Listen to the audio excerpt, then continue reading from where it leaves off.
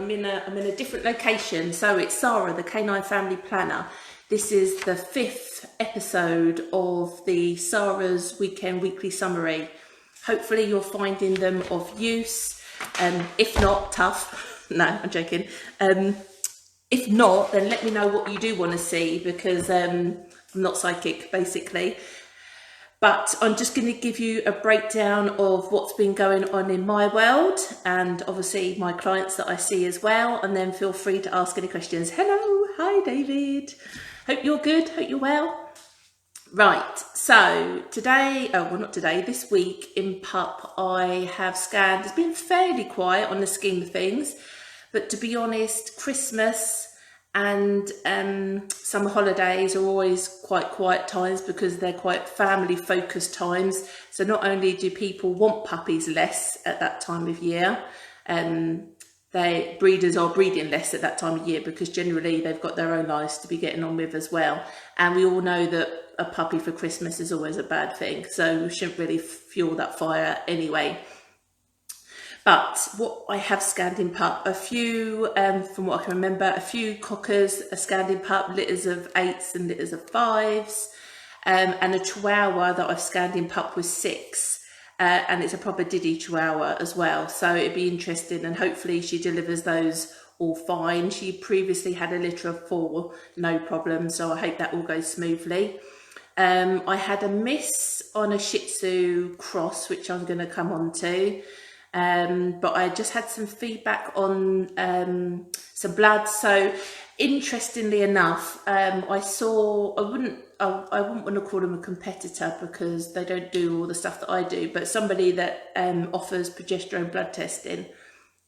And I saw they quoted on their website like 84% success rate, and I was like, how on earth do they know what their success rate is? Because, well, unless they only do like 3 bloods a month or something, because I have people that I see face to face, and people in my local area that come to me and drop off bloods, and generally I get to scan those bitches, so I know what the success rate is or not. But I also have a lot of people that send bloods through the post, and I might have no other communication with them apart from running their bloods for them, and very rarely do they ever update me to let me know whether it's successful or not. I assume when they keep reusing me it was successful, but very rarely will they tell me, oh yeah, this happened or that happened. But I did have a nice text through earlier this week just from somebody saying, we had a litter, I think it was a litter of 8, all went well, like thanks ever so much for doing the bloods. But back to this person quoting like the 84% success rate. Bloods is like a tiny part of the bigger, and I keep banging on about this breeding jigsaw puzzle, but to me that's what it is. We have all the different bits and we're just trying to slot them together, and then hopefully that's going to result in success rate and puppies being born. But me running bloods, I have no impact on the mating itself, so whether they do AI, whether it's a natural mating, whether they tied, whether they didn't, how old the stud dog is, how fertile he is. Like, there's so much more to it than just running the bloods. That's only one part of the jigsaw puzzle. So I just thought it was quite funny that someone would be like, oh, 84% success rate. And we know that you can make statistics make whatever you want them to say. But if I ever say that, like, you could take me out because it's a load of rubbish. I'm chatting rubbish by the time I start spouting numbers like that, because I can tell you now, I have no idea what my progesterone blood testing success rate is, but I know it's good because our people keep coming back and keep reusing me. And I do get the updates from the ones that I scan, but I could never I wouldn't know, and I like a spreadsheet as well, and I couldn't put these statistics numbers together because I just wouldn't know what they were. But as I say, I did have some good feedback on a bitch that did catch with a decent sized litter. I think it was a retriever off the top of my head. But also, I talked last week about the King Charles, Cavalier King Charles Spaniel, that her bloods had dropped after mating and it was as low as 20. And interestingly, somebody then said to me, well, what should it be at? And all I know is that it should be high. So for me, it should be at least 30 plus, because 30 technically is over when it comes to mating. And the progesterone has to stay high to maintain the pregnancy. If that drops at any point, then the pregnancy is going to be no longer viable. So, you know, you're going to not have any pups, or you could potentially lose a number of the pups in the litter. So I had the American Bulldog. So I previously mentioned him because he talked a lot about, well, he didn't talk a lot about, I talked about that he put a lot of effort into his preparation for the mating, and he did a lot of bloods and that kind of thing. And he also wanted to do progesterone test 2 weeks after mating, just to check that her levels hadn't fallen, and they hadn't. We tested her and she was 77 nanograms. So that's looking hopeful that she is pregnant. It won't confirm pregnancy because, as I say, the level must stay, well, the level stays elevated regardless of whether they're pregnant, but it has to stay elevated to maintain a pregnancy. But what it will do, it will drop sooner on a bitch that isn't in pup compared to a bitch that is in pup. They will stay elevated for longer and then drop off. And that drop is what triggers the hormone to start the labour. Okay, so they're all interconnected. But feel free to ask any questions as we go. If there's anything that I'm saying that you're not sure of, or any questions that you've got that you want answered, then let me know. Let me know that you're there. Say hi, thumbs up and all the rest of it. And likewise, share this. So, you know, this is the 5th one that I'm on now, and it would just be good if you shared it with other breeders that are as interested as you as the real world of dog breeding, and the true reality of, rather than people's perception of. But I did have a miss on a Shih Tzu cross. And again, this was another lady I went to scan. The lady was quite surprised because she had seen it, you know, numerous matings. They'd been tied together and all seemed good.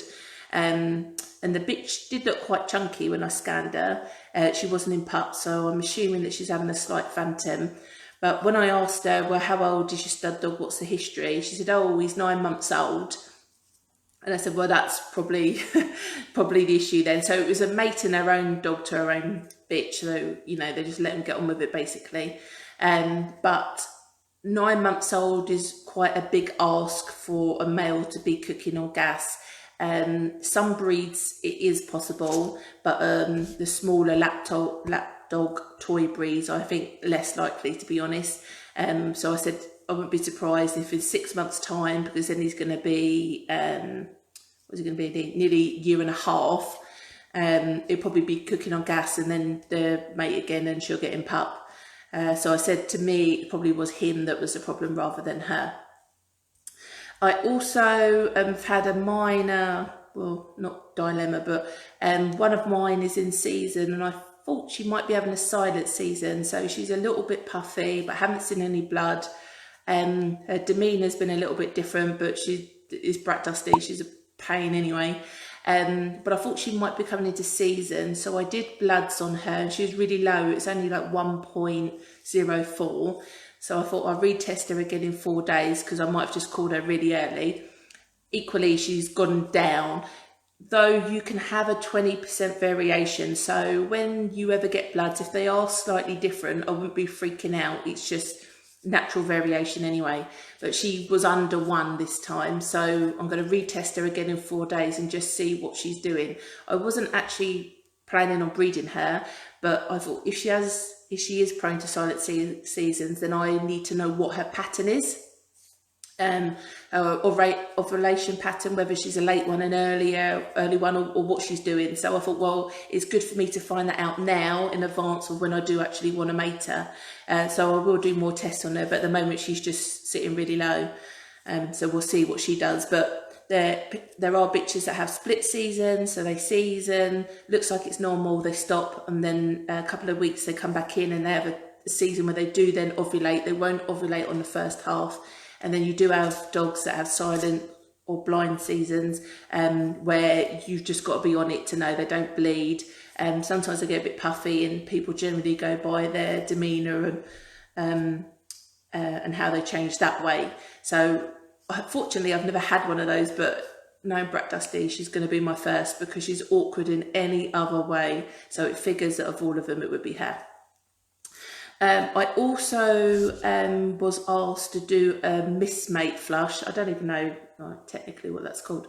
But basically I talked before about a Labrador that had a mismating, had a insufficient, well, shouldn't have mated basically with a dog, shouldn't have mated to. And these owners had planned to use a stud dog and all the rest of it. So anyway, we progesterone blood tested and she hadn't ovulated. So I said, well, she was on the cusp of ovulation, so the eggs wouldn't have been ready. So my sort of old school solution was, well, let's flush her out with water because sperm dies when it comes into contact with water. Let's flush her out with water because it was within a really small time frame of it actually happening. And then hopefully kills all of that, and then we can put the good stuff in when we need to. Anyway, the bitch missed regardless, so even with us doing that, she didn't catch to the one they didn't want her to, but she didn't equally catch to the one that they wanted her to. So anyway, someone obviously watched one of these lives and has come to me and said, we've had a missmate, can we do the water flush? So that's what we've done. So it's a pug, so we'll see whether that's worked or not. It's obviously, this is like old school, there's no medical, you know, evidence that this is going to work. It's just I don't think it's a bad thing to do if you've known there's an accidental mating and you're within hours of it happening. I think I would definitely do it rather than assume it's not going to work. We didn't ovulation test this girl, so we don't know whether she was ready or not, or just flirty and dirty, who knows.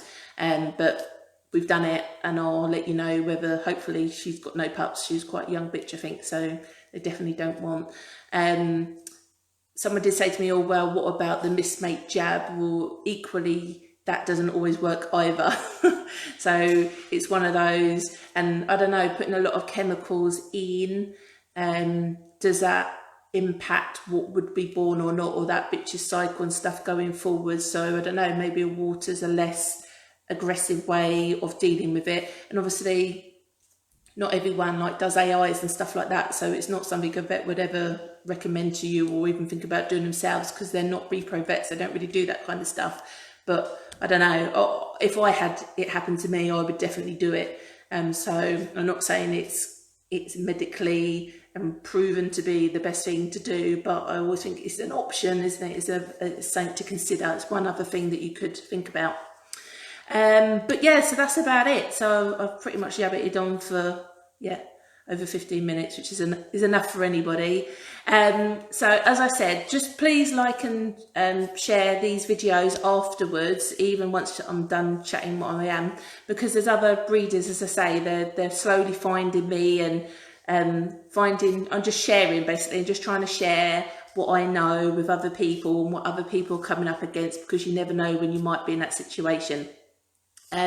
So subscribe so you can turn on your notifications to these emails. Share it if possible. I will probably do an update. I've literally been up to my neck in membership stuff, so I am actually building a online home breeders hub for breeders, basically a resource centre that's going to have everything there. So I've been neck deep in that and doing stuff with that today, so I will share all of that at some point. But until then, I'm going to sign off. If no one's got any questions, which I don't think you do, you're all saying hi, which is thank you, hi. But as I say, I'm going to sign off. Any questions, message me afterwards, or just update the post and I'll come back and I'll make a comment. All right then, bye.